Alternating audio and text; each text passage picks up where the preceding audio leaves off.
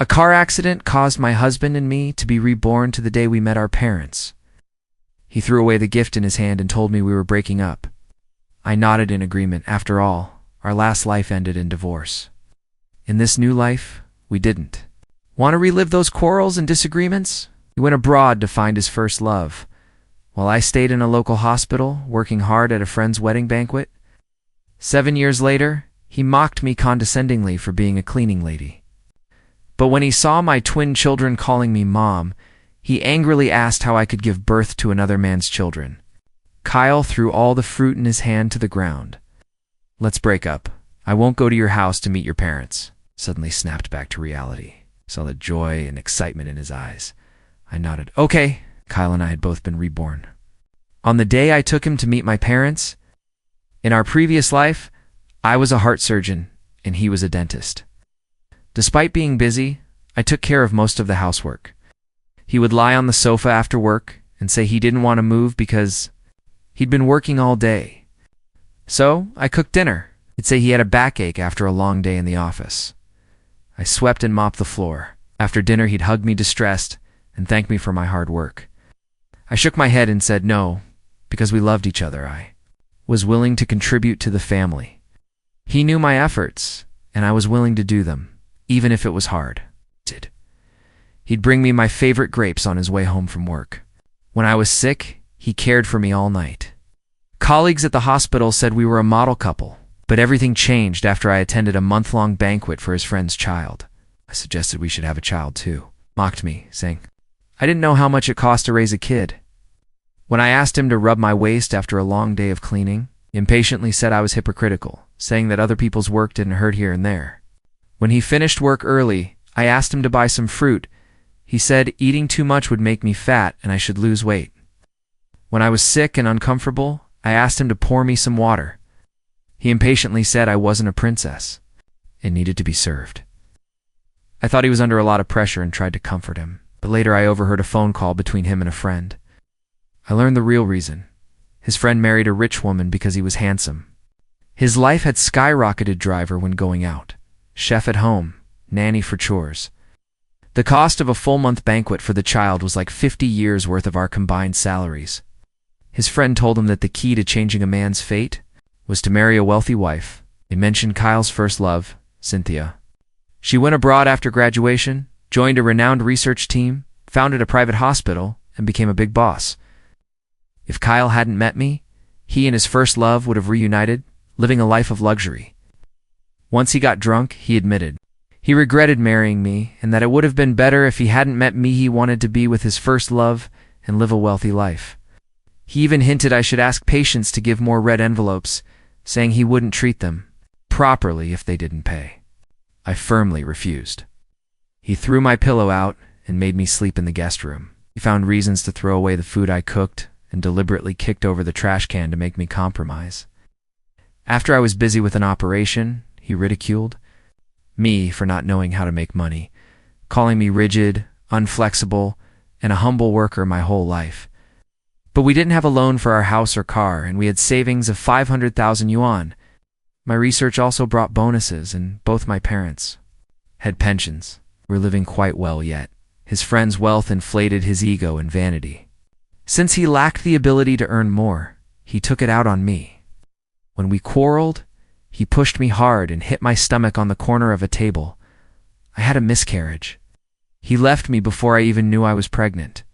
I was exhausted physically and mentally. When he proposed divorce, I agreed. But on the way to finalize it, we were in a series of car accidents and both lost our lives. Life gave us a chance to start over, but we quietly broke up.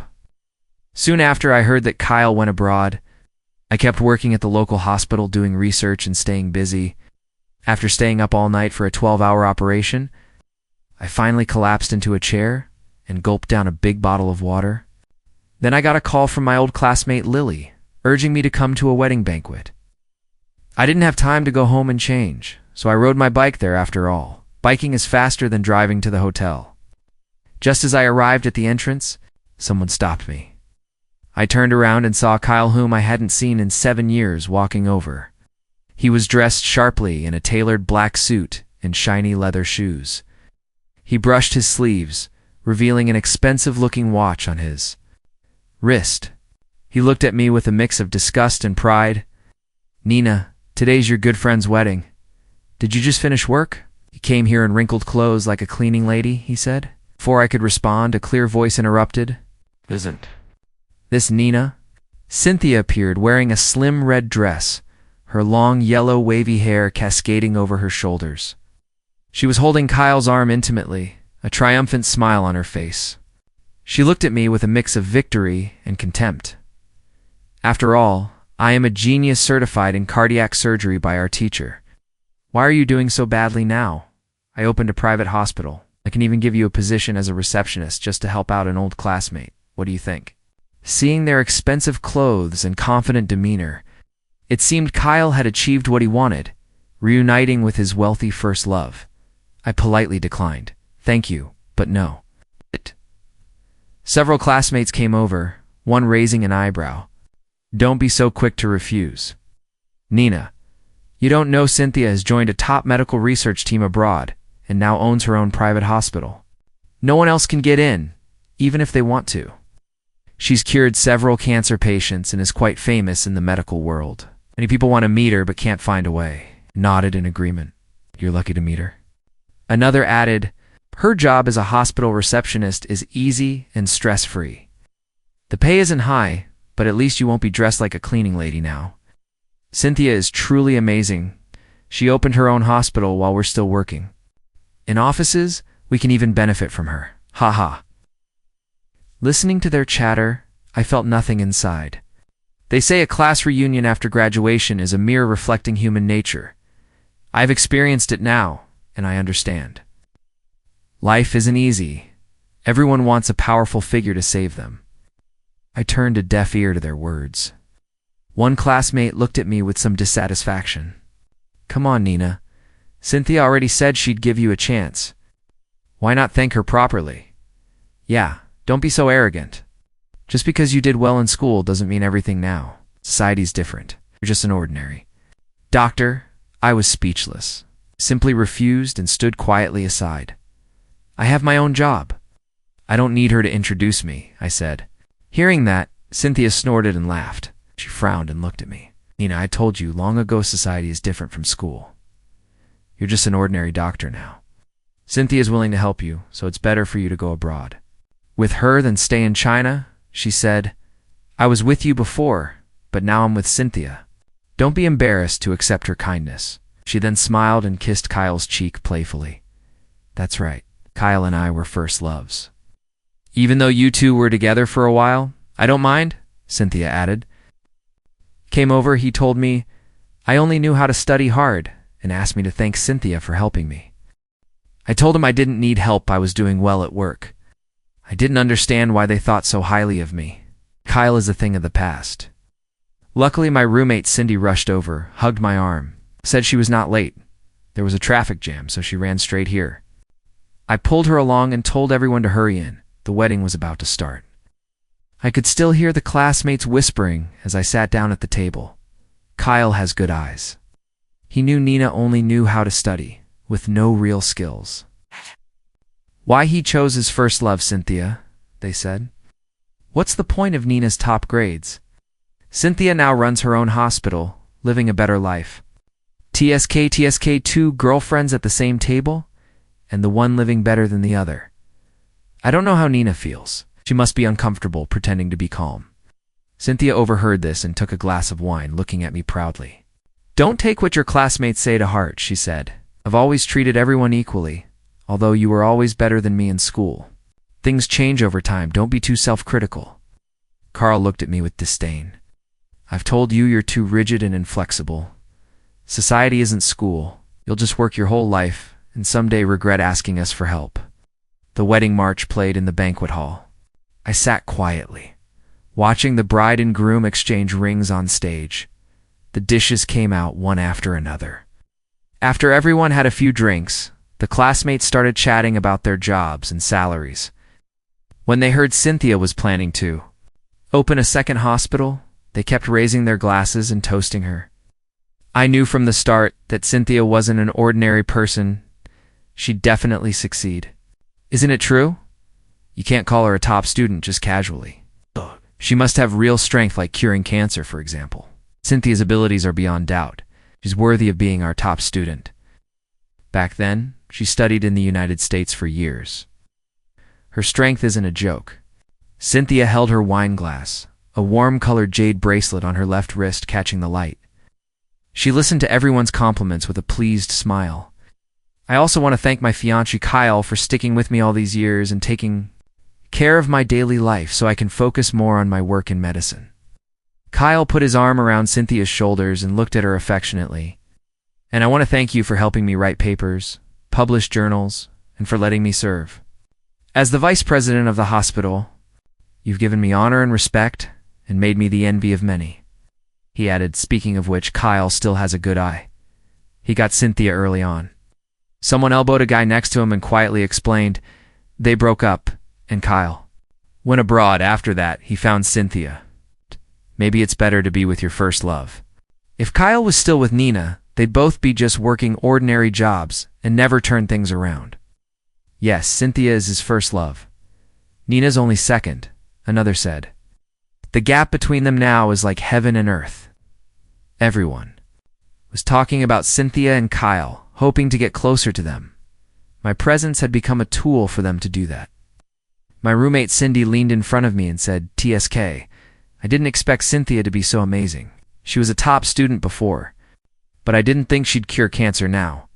And Kyle, they're back together. Seems so proud, spending his girlfriend's money. He has the nerve to say he's living a good life, relying on her. I smiled softly, thinking of my husband, and my heart felt warm. Then the bride started throwing the bouquet.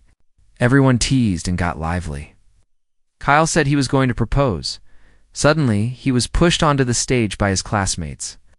No one else tried to catch the bouquet. Kyle picked it up from the ground, walked over to Cynthia, kneeled down, and proposed. Cynthia covered her mouth, tears in her eyes, and nodded yes. The crowd cheered and clapped. I put my coat on the chair, telling Cindy I was going to the bathroom. When I came out, I saw Kyle leaning against the wall. I nodded at him and was about to leave, but he stopped me. Nina, I actually saw you in the car on the way here. You looked really embarrassed riding a shared bike on the street. I didn't expect you to end up like this. He continued, I advised you to work hard and learn from Cynthia so you could go abroad and join a research team. You'd have achieved success long ago. Your grades are better than hers. But you're so stubborn. Look at our old classmates. Today, aren't they all dressed in more expensive clothes than you? I replied lightly. I had just undergone surgery overnight yesterday. I was in a rush and didn't have time to change. He interrupted impatiently. Don't be so proud of yourself. Is it really that hard to admit you're doing badly? I felt annoyed. I'm actually glad I broke up with you. Cynthia's much more flexible than you and makes more money too. Sneered. He only cares about money now. If Cynthia wasn't so powerful, would he still be with her? I found it boring and wanted to leave. Kyle, why haven't you come back? For so long? Cynthia suddenly approached, hugging Kyle's arm and looking at me with her chin slightly raised. Are you catching up with your old lover? Kyle quickly wrapped his arm around her waist. Old lover. You're the only one I've chosen now. Cynthia touched his cheek. Of course I know people choose what's best for them. She looked at me and shook her head. When Kyle broke up with me and got together with you, I was quite angry. Even though I'm a top student, I'll always be second best. You'll always be ahead of me, and every teacher praises you. But now I see you're just like this. She paused, and then with a mocking smile, patted my shoulder. She passed by. She whispered in my ear, You're always better than me in studying. She continued, Kyle once abandoned me and chose you. I swore I'd crush you someday. When Kyle broke up with Cynthia and got with me, she found me and swore fiercely, One day I'll stand on your head and show everyone I'm better than you. It looks like she and Kyle are a perfect match. They always want to be better than others. I only compare myself to my past self. Back at the wedding hall, most guests had already started leaving. I picked up my coat, ready to say goodbye to Lily and leave. But Cynthia frowned and stopped me. I couldn't help but ask what she meant. She said her ring was missing, and no one at the table could leave until it was found. Kyle looked anxious and impatient. I just proposed, and the ring was worth over $2 million. What's wrong with waiting? Other classmates agreed. Yes. A ring worth more than $2 million needed to be found. That's right. My family can't even afford a ring like that. Did you drop it in the sink when washing your hands? Or was it squeezed out by too many people? Everyone was speculating. I glanced at the time on my phone. I just wanted to go back and rest after a long, exhausting night and a busy morning. Since your ring is valuable, just call the police. It'll be faster to find it that way, I suggested. Cynthia immediately refused. We're all old classmates. Shouldn't make a big deal out of it, she said. She looked at me and added, I think we should just check you directly. We're old friends. I don't want to make things too ugly. She then stepped in front of me and asked, Do you mind if I check your pockets? You don't have to worry. I handed over my clothes, honestly. She went through my pockets and then, with a mocking smile, pulled out a ring. I frowned. I didn't take your things, Kyle said, grabbing my coat and tossing it on the ground. A thief wouldn't admit they stole something. We broke up. I bought this ring specifically to propose to Cynthia. What do you mean by stealing the ring now? I told him it wasn't me. If he insisted on accusing me, he could call the police and let them judge the truth. The noise here caught the attention of the banquet hall manager, so someone came over. Mom, I saw the two children running toward me. I picked up one and asked, surprised why they came over. My husband Ethan then came over, took my son from my arms and told him it was tiring for a mother to hold two babies. He turned around and put his arm around my shoulders. I said, You're here for a wedding today, so I came to find you, wife. I heard from the manager that someone lost something here. What happened? I asked. The hotel manager introduced. This is our president, Mr. Ethan. You can tell him in detail how you lost your ring. He'll make sure justice is served. Ethan? Isn't he the head of Laos, the leading hotel company in China? Yes. The hotel where the wedding banquet was held is owned by Laos. But why did she call Nina wife? I saw that little nurse again. Lo, can I go see my friends later? She asked, ignoring my classmates' questions. I explained everything in detail. Ethan decisively ordered everyone to call the police and check the surveillance cameras. Cynthia's face instantly changed. No need to call the police. We found it. Just forget about it. We're all classmates and I don't. Want to make things ugly? Ethan said seriously. Miss Cynthia, your ring is worth over 2 million yuan. It's a valuable item. Since it was lost in our hotel, we must find out what happened. After all, we also need to protect our hotel's reputation, don't you think? Hearing this, Cynthia had nothing to say, but her eyes were full of anxiety. Looking complicated, asked Ethan what our relationship was. I looked at the classmates who had been listening attentively, and then at Ethan gently. This is my husband. Lily took her husband and quickly came over to me and Ethan, smiling. Thanks to Nina, we have such a beautiful wedding venue today. My husband and I are very happy with this wedding, Ethan politely added. You're Nina's good friend, so you should give me some face. After saying that, the classmates looked at me differently. I didn't expect Nina to get married secretly, and her husband is so famous. That's right, Kyle always disliked her, but she found someone better than him. Her husband is so rich, how could he still like Cynthia? Is there something fishy going on? Who knows? Won't you call the police? We'll see when they arrive. Nina, why didn't you tell us about your marriage? I could give you a big red envelope, someone said. I looked at those who had ignored me at first, but were now starting to get familiar. I just politely replied. Cynthia wanted to leave halfway through, but a security guard stopped her. Soon the police arrived, and the surveillance footage was reviewed. As I was leaving the hotel, Cynthia accidentally tilted her chair passing by me, and her ring fell into my pocket.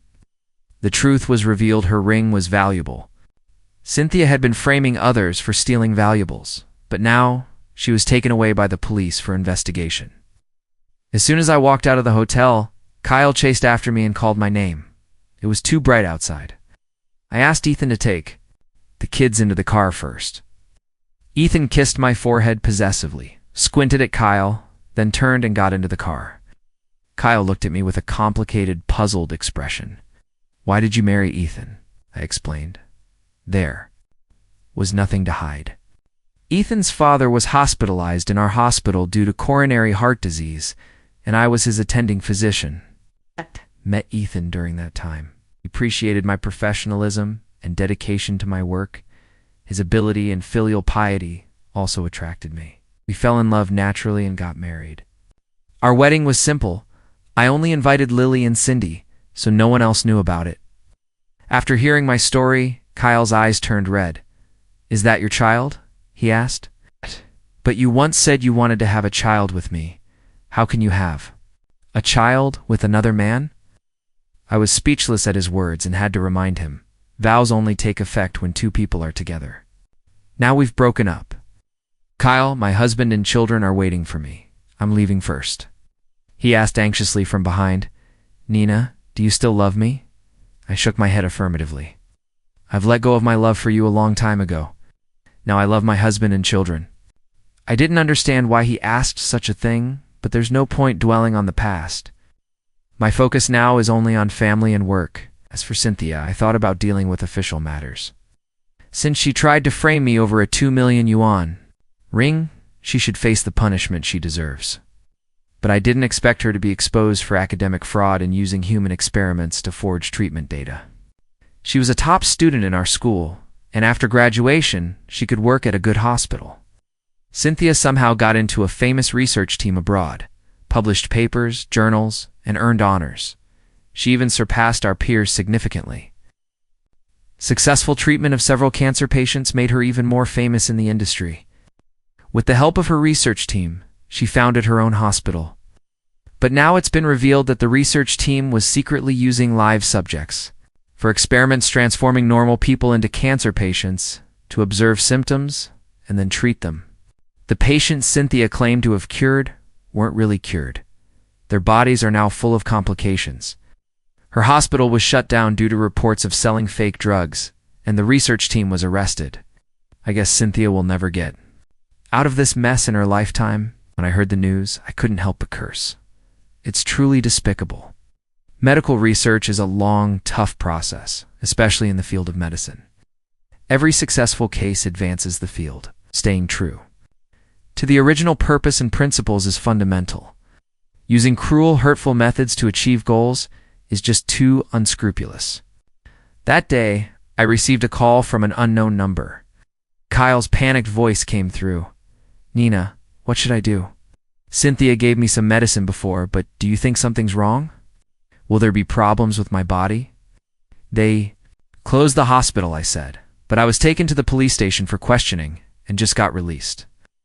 I really didn't know Cynthia was involved in this. I thought she was truly capable. I frowned. Although I didn't like him contacting me, I still advised, go get a full checkup at the hospital first. See how you're doing. I'll help you handle the procedures in the meantime. Wait until everything's clear. A few days later, Kyle broke into my office, looking completely collapsed. Nina, my test results say I have advanced lung cancer. The vitamins Cynthia gave me were all fake. What should I do now? I quickly stood up, flipping through his report. You should apply for hospitalization and cooperate with the doctors for proper treatment. It's not busy now.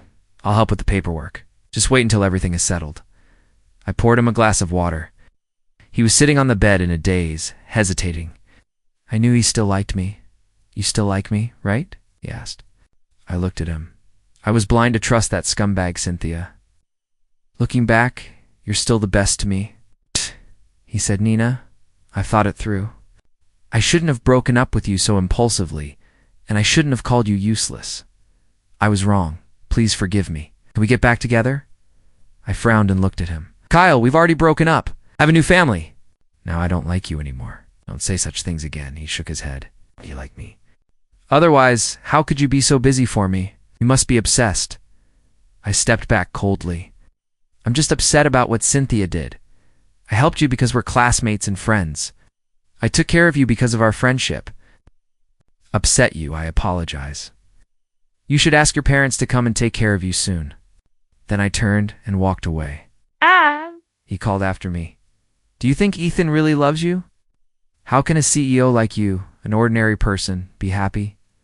Only I am the best for you. Quickened my pace, walking faster. Some people look down on those who aren't as good as them when they're doing well. When they're not, they start envying those who are successful. They're never satisfied. Some always think I'm too high up, but I've never felt inferior to others. Kyle often says I only study hard and do research. But what he doesn't realize is that my 2 breakthrough research results in treating heart disease have been published in top international medical journals. I am dedicated to curing diseases and saving lives. I never feel inferior just because I don't have as much money as others. Ethan often reminds me that my academic abilities can save lives, something money can't buy, and that life is priceless. He admires my professionalism and serious attitude toward medicine. I also value his values and gentle heart. Therefore, Kyle's petty words of discord don't affect me at all. But lately, Kyle kept appearing in front of me more and more. Today he broke into my office again, holding a bunch of grapes. Nina, you once said you love grapes the most. I picked these for you. Do you want to try them? Seriously asked him to leave because I still had patience. But he stepped forward and tried to grab my hand. Nina, I regret it. Ty, really regret breaking up with you. Can you forgive me? Can we be together again? I couldn't take it anymore and called security to take him away. Went to his ward and told him seriously that he shouldn't harass me anymore, but he kept asking me for another chance. His parents came outside the ward apologizing. He's sick and upset right now. He's under a lot of pressure. We're really sorry, but Nina, is there really no hope for him? I told them calmly, Auntie. I'm married with a husband and children.